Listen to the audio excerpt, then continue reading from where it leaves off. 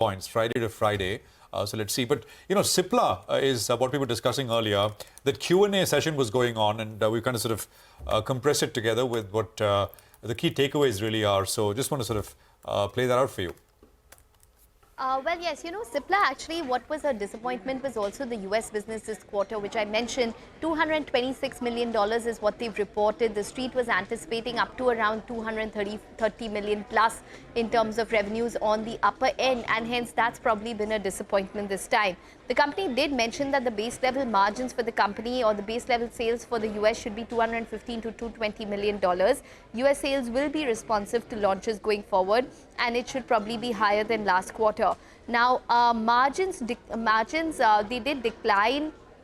There was some amount of, freight costs on account of the Red Sea, which were higher this quarter. But they did see seasonality, and that's the reason why you've seen this year-on-year, decline in terms of, or Q-on-Q decline in terms of margins. Guidance remains at 24 to 25%. Now, in terms of key approvals, a Brixon approval is dependent on the clearance of the Goa facility.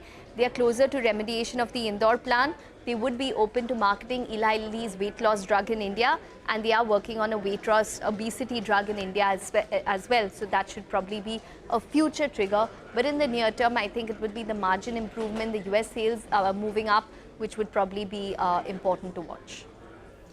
Okay, thank you, Ekta, for that. Hemang, we were just chatting with one of the analysts.